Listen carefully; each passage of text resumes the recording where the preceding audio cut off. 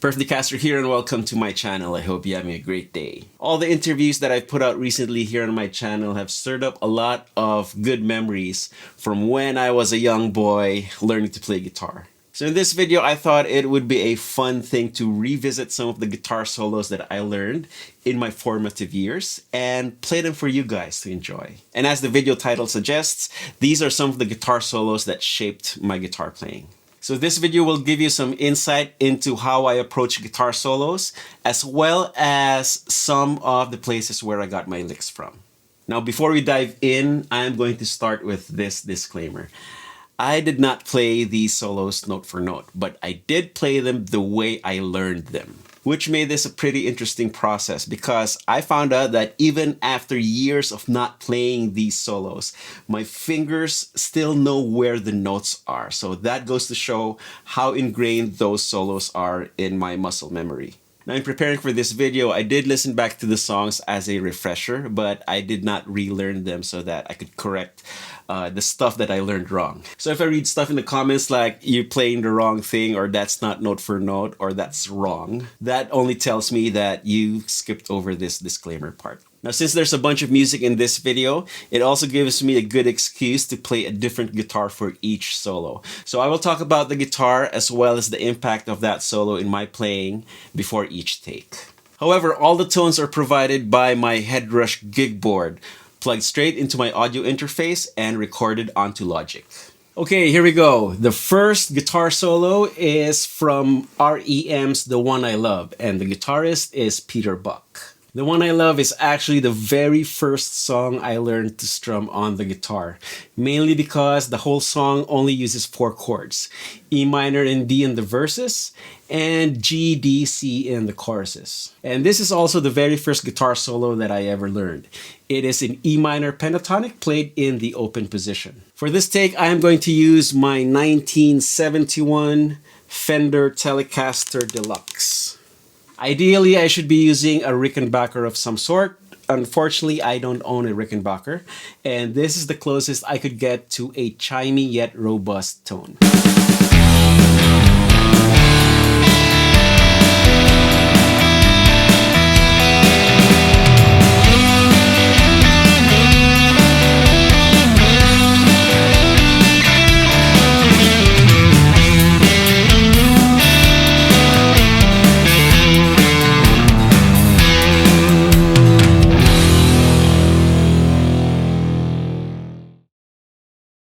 Okay, next up is the guitar solo from Enveloped Ideas by The Dawn. And that is, of course, played by my very first guitar hero, Teddy Diaz. It's no secret that I started playing guitar because of Teddy Diaz. So watch out for an upcoming tribute video where I talk about the night that changed my life. Now, as a treat for this video, I get to play the Enveloped Ideas solo on this beautiful red Casio MG500 MIDI guitar. This is the exact guitar model and color that Teddy used to play. And growing up, I really lusted after this guitar. In fact, I have a poster of Teddy playing his red Casio MG500 hanging on my wall all throughout my teenage years. Unfortunately, this guitar is not mine. So shout out to Waltz for graciously loaning me this guitar to use for this video. And yes, I tried buying it. It's not for sale.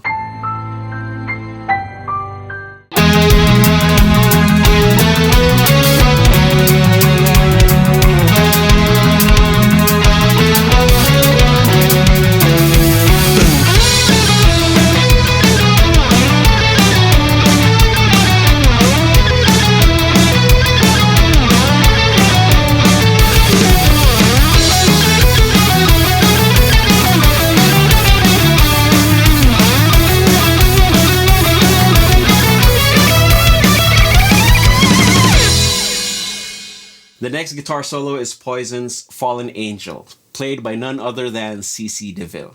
Poison plucked me from new wave and punk and served as my gateway into the world of hair metal and awesome guitar solos. Fallen Angel is actually the very first hair metal song that I learned.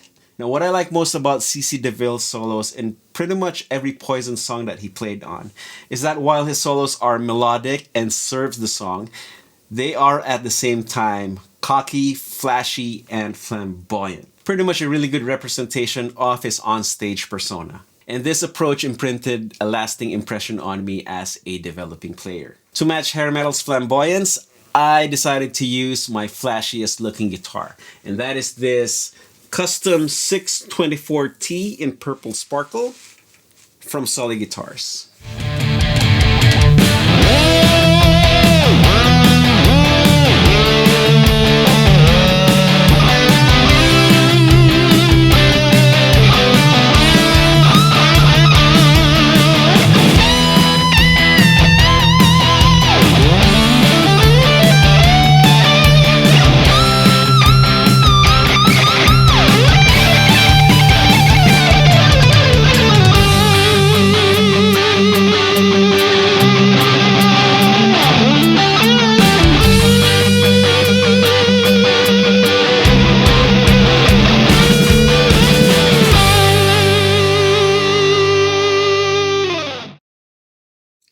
Now, before we continue, I'd like to give a shout out to my apparel sponsor, Into the AM. They just sent me this awesome pair of joggers. Check that out. Looks great. Ever since this pandemic started, I really don't feel like wearing jeans here at home. Yet I respect you guys too much and I couldn't bring myself to shoot videos in my shorts or underwear. So this is a good solution for that dilemma. So I can keep working and making these videos for you guys comfortably. Now go check out their entire line of graphic t-shirts and apparel and use my link intotheam.com/perfecto to receive 10% off your entire order. My affiliate link is also in the description box below. Okay, next up is the guitar solo from Dreams by Van Halen. Now, around the time that I got into hair metal and arena rock, Van Hagar was reigning supreme in the Philippines. And they were the ultimate goal, talent-wise, for every fledgling band during that time. And that particular Eddie Van Halen solo in Dreams is a virtual pocket encyclopedia of guitar hero techniques. It has it all. Screaming harmonics and whammy bar tricks, fast scales with wild bends and vibrato,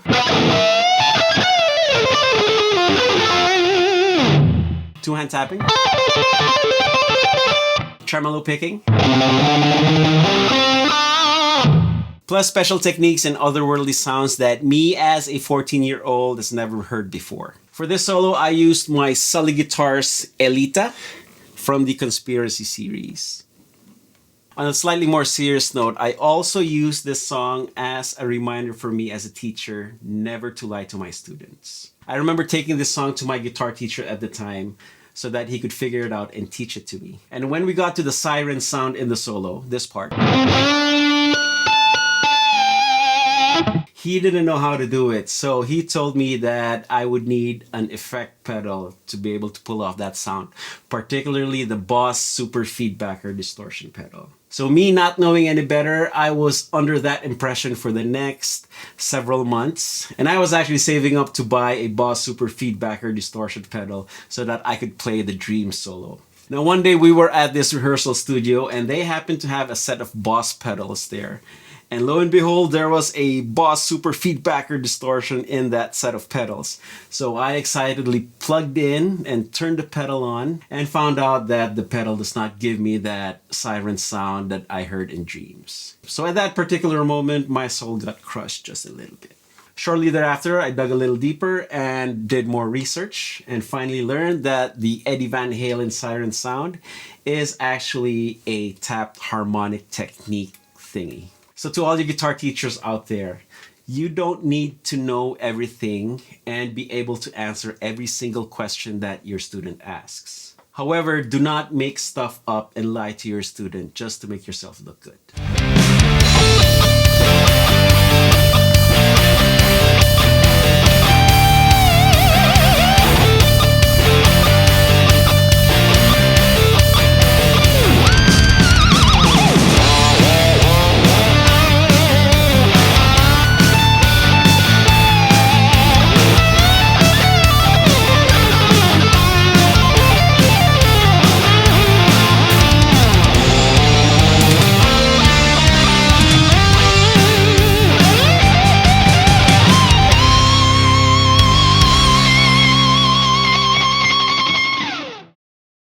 Undeniably, the power ballad is the guitar hero's time to shine.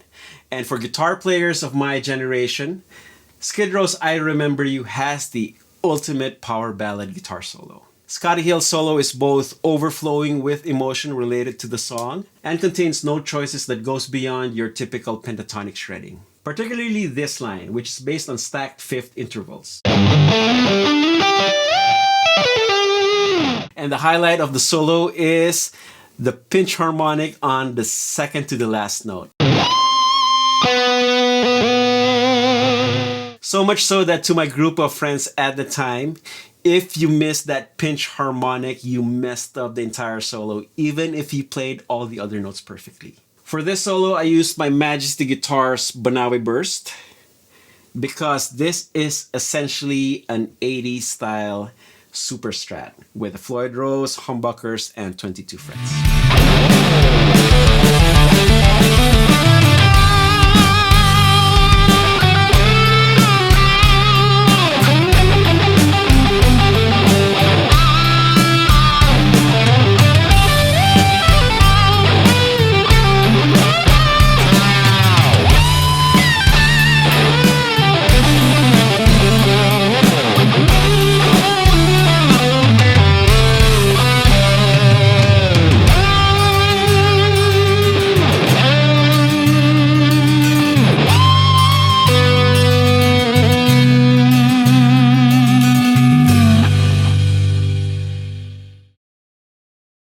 By the way, I'd like to give a shout out to my good friend Rio Dumdum of Cebu City, Philippines. Rio arranged and produced all the backing tracks that I used in this video. So if you have any music arranging or production needs, you can get in touch with him via the email that is being shown on the screen right now.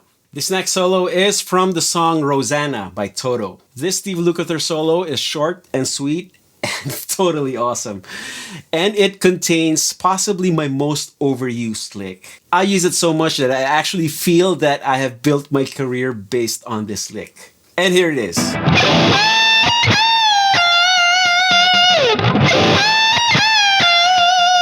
For those who have been following me since the 90s, you can hear that lick in a lot of my recorded guitar solos. And it is so ingrained in my fingers that it automatically comes out whenever I improvise and jam. I use it so much that I literally stop myself from playing it whenever I improvise. But I can't, it's so good. The other thing that I really like about this solo is how a jazz fusion line found its way into this pop rock format. That lick right there wouldn't be out of place in a Steely Dan song if Larry Carlton played it. But Lukather played it with such conviction and abandon that it just worked. So for this solo, I'm going to use my Sully Guitars Stardust Deluxe.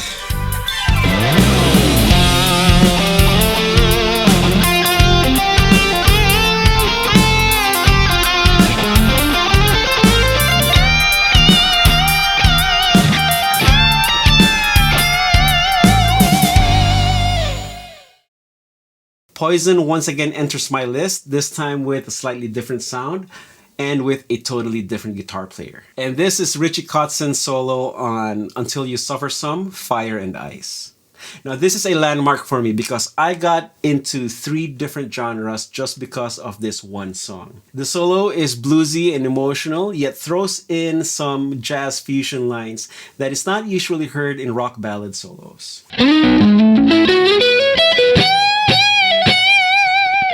Secondly, the song's main guitar riff inspired me to dig deeper into soul, R&B, and gospel rhythm guitar playing in the style of Curtis Mayfield and Jimi Hendrix.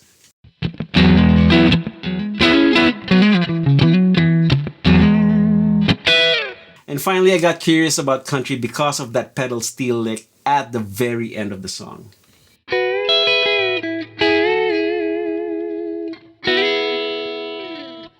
Now, aside from all that, Richie Kotzen's playing on this song, as well as the entire album, made me fall in love with the Telecaster. So in this take, I'll be using my Shabbat Lion Standard, which is my ultimate Telecaster at this time.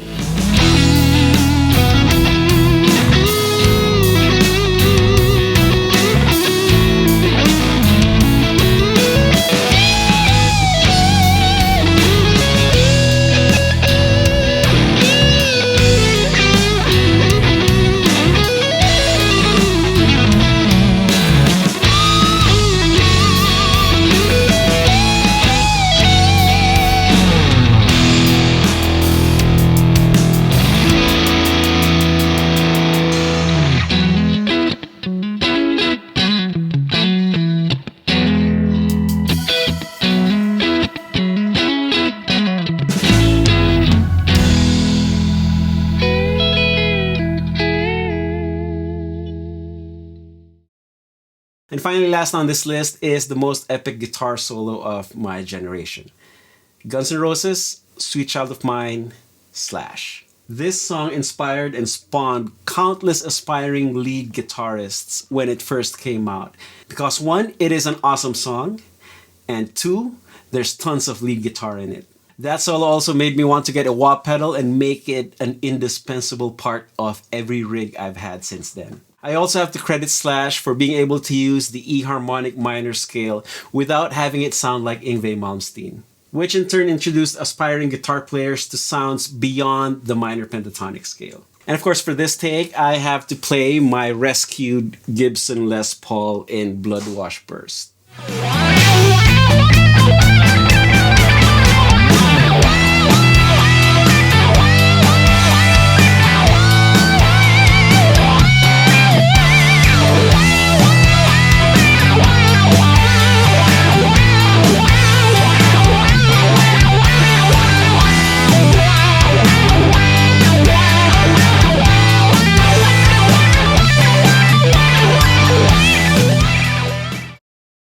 Okay, there you have it. I hope you enjoyed this video as much as I did, talking about them and playing them for you guys. Now, since I used other people's music in this video, it is a certainty that I will get copyright claims on it. So if you want to help me out, you can buy your own Practice Makes Perfecto t-shirts from my merch stores. In the Philippines, it's shirtly.ph/perfdecastro.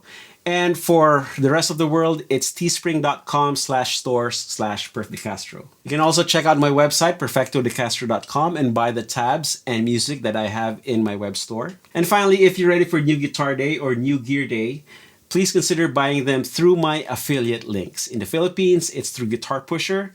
In the US, through Sweetwater. And in Europe, through Thummon. Buying through my affiliate links are of no extra cost to you, and the commission I get helps me keep making these videos for all of you to enjoy. All the clickable links are in the description box below, so don't forget to check it out. Now, what guitar solos shaped your own playing? Tell me all about them in the comment section below so that I could go check them out. And finally, do all the good YouTube stuff that you guys do. Give this video a thumbs up like, feel free to share it with your friends, and do subscribe if you haven't yet. Okay, I'm gonna keep playing because you know the drill. Practice makes perfecto.